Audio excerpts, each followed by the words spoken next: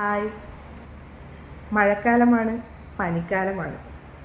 ഒമാനിൽ നിന്നും നാട്ടിലെത്തി എനിക്കും കിട്ടി കേട്ടോ. H1N1 പോസിറ്റീവാണ്. ഏകദേശം 6 ദിവസമായിട്ട് ഹോസ്പിറ്റലിൽ അഡ്മിറ്റാണ്. കൊട്ടിയം കിംസ് ഹോസ്പിറ്റലാണുള്ളത്. ഞാനും ഒട്ടും തന്നെ ശ്രദ്ധിക്കാതെയാണ് അച്ഛൻ്റെ കൂടെ ഹോസ്പിറ്റലിൽ ബൈസ്റ്റാൻഡറായിട്ട് നിന്നിട്ടുണ്ടായിരുന്നത്. അതുകൊണ്ട് തന്നെ ആയിരിക്കും വളരെ വേഗത്തിൽ തന്നെ എനിക്ക് ഈ ഇൻഫെക്ഷൻ പിടിപെട്ടത്. ആദ്യം ചെറിയൊരു ത്രോട്ട് പെയിൻ മാത്രമേ ഉണ്ടായിരുന്നുള്ളൂ. പക്ഷേ ആ ത്രോട്ട് പെയിൻ വന്ന സമയത്ത് തന്നെ പനിക്കാലമൊക്കെ ആയതുകൊണ്ട് ഞാൻ ഇമ്മീഡിയറ്റ് ആയിട്ട് തന്നെ ജനറൽ മെഡിസിൻ ഡോക്ടറെ കണ്ട് മെഡിസിൻ എടുത്തിരുന്നു.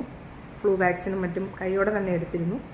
പക്ഷേ ലക്ഷണങ്ങൾ കണ്ടു തുടങ്ങി ഏകദേശം ഒരു 3 മണിക്കൂറിനകം തന്നെ ഞാൻ കംപ്ലീറ്റ് ആയിട്ട് സിക്കായിട്ട് മാറുമായിരുന്നു. സിക്കാവുക മീൻസ് ചുമ ആ സമയത്തൊന്നും തന്നെ ഉണ്ടായിരുന്നില്ല.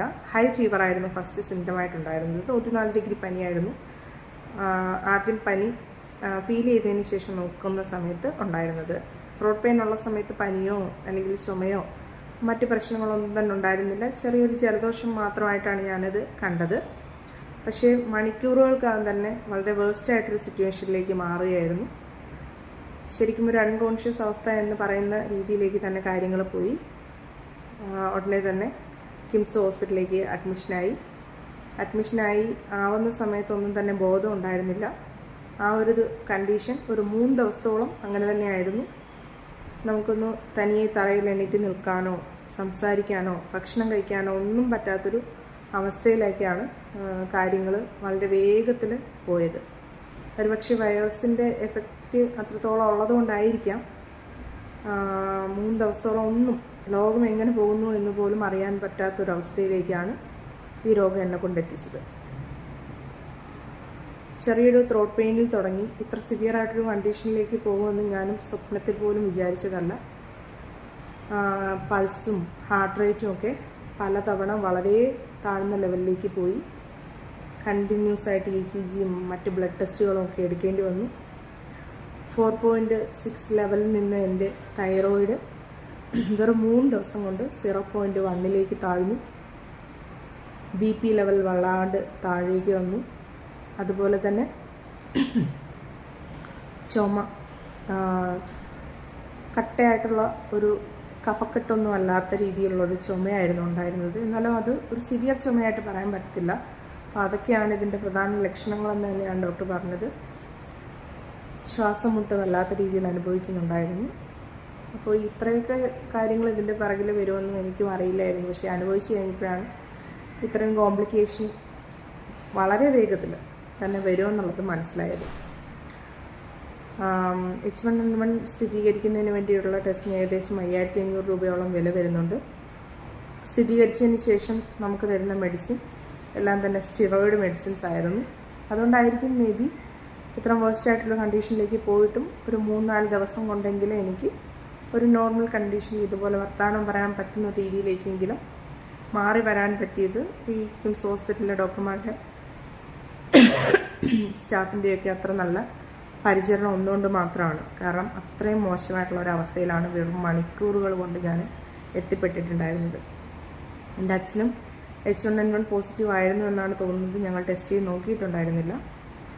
പുള്ളിയെ ഡയബറ്റിക് ഇഷ്യൂസുമായിട്ട് ബന്ധപ്പെട്ടായിരുന്നു ഹോസ്പിറ്റലിൽ അഡ്മിറ്റ് ചെയ്തിട്ടുണ്ടായിരുന്നത്. ആ സമയത്തും അച്ഛൻ ഇതുപോലെ തന്നെ ശ്വാസതടസ്സവും പനിയും ഒക്കെ ഉണ്ടായിരുന്നു. അതൊക്കെ ഒരു സാധാരണ പനിയായിട്ട് മാത്രമാണ് ഞങ്ങൾ വിചാരിച്ചു വെച്ചിരുന്നത്. അച്ഛനും ഒരു കോംപ്ലിക്കേഷൻ അവസ്ഥയിലേക്ക് എത്തിയിരുന്നില്ല കാര്യങ്ങൾ. പക്ഷേ അച്ഛനിൽ നിന്ന് കിട്ടിയ എൻ്റെ അവസ്ഥ അതായിരുന്നില്ല. എനിക്ക് വെറും മണിക്കൂറുകൾ കൊണ്ട് തന്നെ വളരെ മോശം അവസ്ഥയിലേക്ക് ഞാൻ പോവുമായിരുന്നു.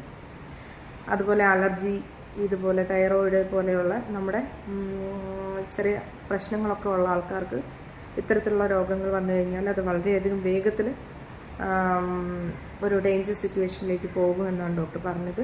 എല്ലാവർക്കും ഒരുപോലെ തന്നെ പ്രശ്നങ്ങൾ ഉണ്ടാകണമെന്നില്ല. പക്ഷെ നമുക്കറിയാൻ പറ്റില്ല. അത് വന്നു കഴിയുമ്പോൾ മാത്രമായിരിക്കും നമുക്കതിൻ്റെ ഡെപ്ത് എത്രത്തോളം ഏത് രീതിയിലാണ് ഒരു പേഷ്യൻറ്റിനെ എഫക്റ്റ് ചെയ്യാമെന്ന് അറിയാൻ പറ്റുക. അതുകൊണ്ട് ഞാൻ ഇത്രേ പറയാൻ ആഗ്രഹിക്കുന്നുള്ളൂ. പുറത്തൊക്കെ ഇറങ്ങി നടക്കുന്നവർ എന്നെപ്പോലെ ഓവർ കോൺഫിഡൻ്റ് ആയിട്ട് കുഴപ്പമൊന്നും വരില്ല എന്ന് വിചാരിച്ച് നടക്കുമ്പോൾ വെറും മണിക്കൂറുകൾ കൊണ്ട് തന്നെ ചിലപ്പോൾ നമുക്ക് വളരെയധികം അപകടം പിടിച്ചൊരവസ്ഥയിലേക്ക് നമ്മുടെ ശരീരം എത്തിപ്പെടാൻ നമ്മൾ ഹെൽപ്ലെസ് ആയി പോകും. നമുക്ക് പിന്നെ മറ്റൊരാളുടെ സഹായം ഇല്ലാതെ ഒന്നും ചെയ്യാൻ പറ്റാത്ത അവസ്ഥയായിരിക്കും. എനിക്ക് 3 ദിവസത്തിന് ശേഷമാണ് എൻ്റെ കാലുകൾ വരെ നിലത്തൊന്ന് ചവിട്ടാൻ അതായത് മറ്റൊരാളുടെ സഹായത്തോടു കൂടിയാണെങ്കിൽ പോലും ഒന്ന് ചവിട്ടാൻ പറ്റുന്ന അവസ്ഥയിലേക്ക് ഞാൻ വന്നത് 3 ദിവസത്തിന് ശേഷമാണ്. ആ 3 ദിവസം ഞാൻ കോൺഷ്യസ് പോലും ആയിരുന്നില്ല.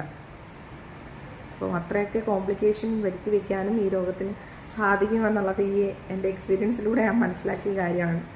ടി വിയിലും മറ്റും വാർത്തകളൊക്കെ കേൾക്കുമ്പോൾ അത്രയധികം ശ്രദ്ധിച്ചിരുന്നില്ല എന്നുള്ളതാണ് സത്യം. നമുക്ക് വന്നിട്ടില്ലല്ലോ.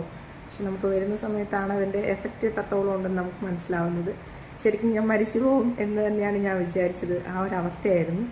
ശ്വാസം കിട്ടുന്നുണ്ടായിരുന്നില്ല, ബോധം ഉണ്ടായിരുന്നില്ല, കൈകാലുകളൊന്നും തന്നെ അനക്കാൻ സാധിച്ചിരുന്നില്ല.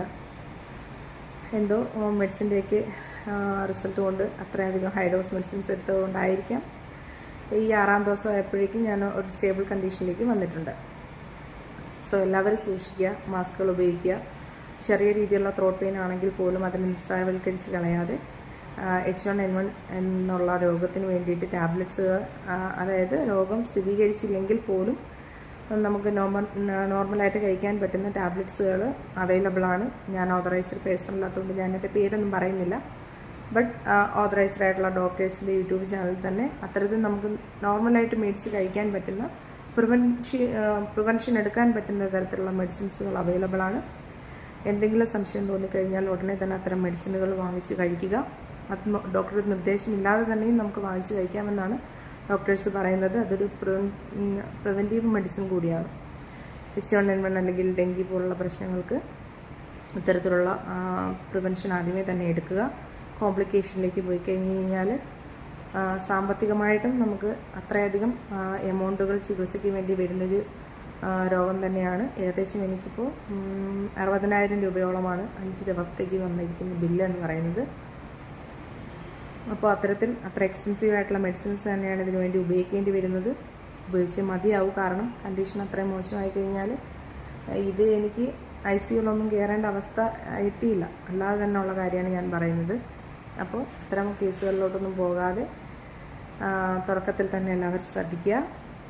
ചെറിയ രോഗലക്ഷണങ്ങളാണെങ്കിൽ പോലും അതിനുള്ള പ്രിവെൻറ്റീവ് മെഡിസിൻസോ അല്ലെങ്കിൽ പ്രിക്കോഷൻസോ ഒക്കെ ആദ്യം തന്നെ എടുക്കുക.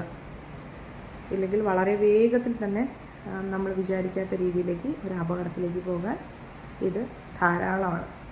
അപ്പോൾ എല്ലാവർക്കും ബൈ ബൈ, ടേക്ക് കെയർ.